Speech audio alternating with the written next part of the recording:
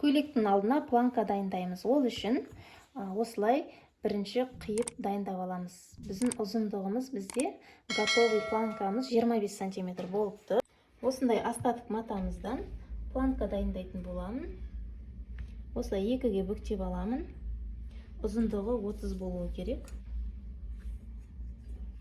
Ұзындығын 30, енін 8 сантиметр қылып алам. Екіге бүктен кезде, сол кезде 4 сантиметр болады.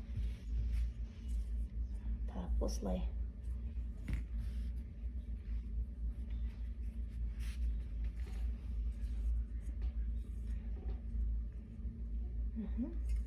Отыз мінекей. Енін 8 сантиметр қылып аламын.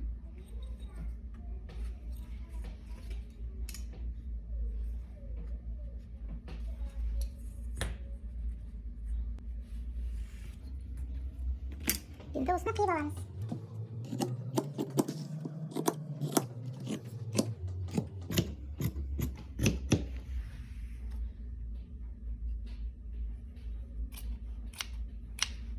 Мінекей бізде 2 штук алдымыздағы ілгек тұратын жеріміз екіге бүктеген кезде осылай болады.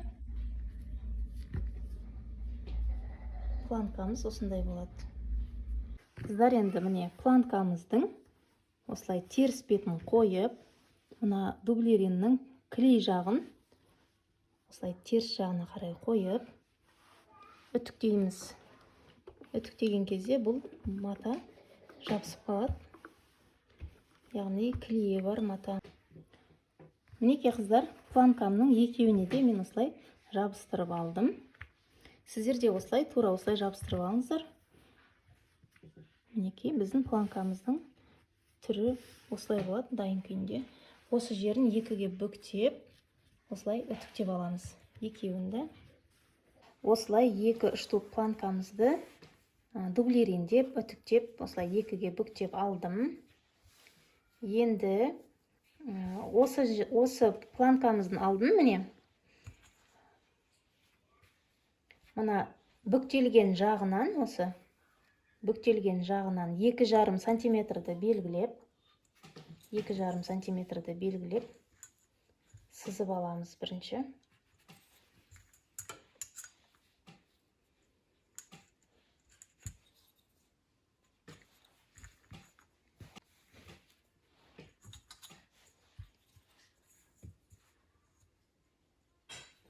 Осы жерде бұлай сызып аламыз. Содан кейін біздің дайын күйінде 25, оған кішкене артықтау қылып, мен 26,5 етіп, мінекей осылай белгілеп, бұл жерді де түзеу етіп сызып аламыз. Тура осылай міне екі жағында дайындап алдық. Көйлегіміздің оң бетіне енді жаңағы дайындаған планкамызды қоямыз.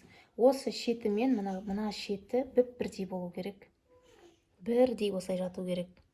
Осылай қойып, инемен түйрелеп аламыз. Екі жағында осылай қоямыз.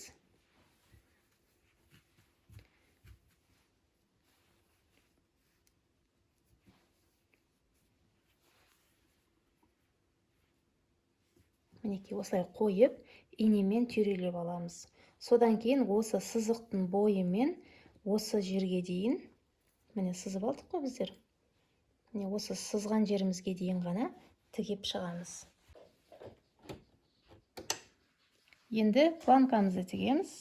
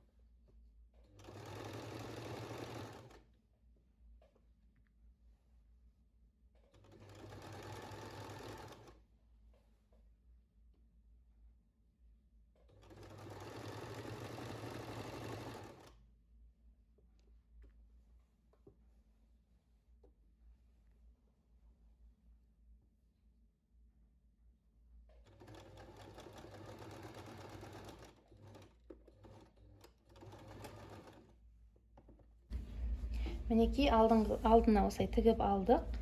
Яғни мынау ішке қарай былай кірген кезде мынау ішіне қарай кіреді осылай. Біздің планкамыз осындай болады. Енді ол үшін мына жерімізді былай қиып алу керек біз. Әдемі болып жату үшін осы жерді былайынан мына тігіске қатты жеткізбей осылай үшбұрышты етіп, тіл сияқты етіп қиып аламыз.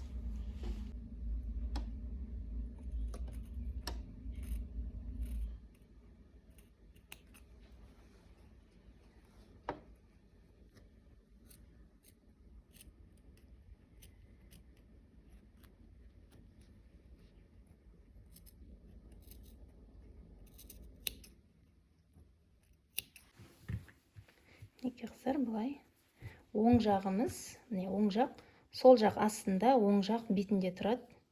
Әйел адамдарда ілгек осылай тұруы қажет. Мінекей. Енді осы жердің бәрін инемен түйрелеп аламын.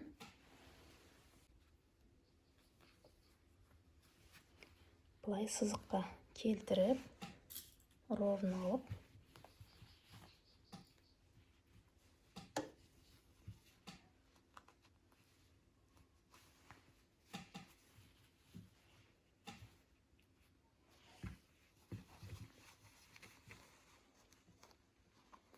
Түйрелеп аламыз. Содан кейін міне теріс жағынан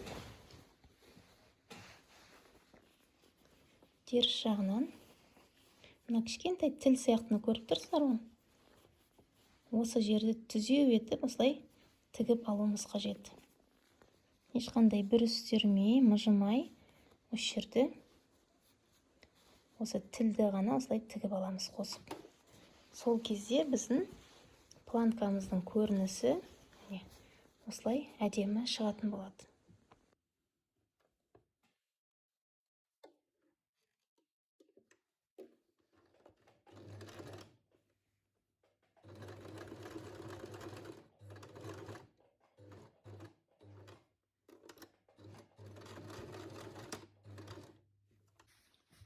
Мінекей қыздар, біздің планкамыз осылай әдемі болып тігілді. Енді мына жағында міне біраз артық қалды ғой. Осыны кішкене 1 сантиметрде қалдырып, мына жерді қиып тастаймыз. Артығын осылай қиып тастаймыз. Содан кейін осы планканың өзін осылай айналдырып, оверлоктап аламын. Мінекей қыздар, планкамды мен оверлоктап алдым.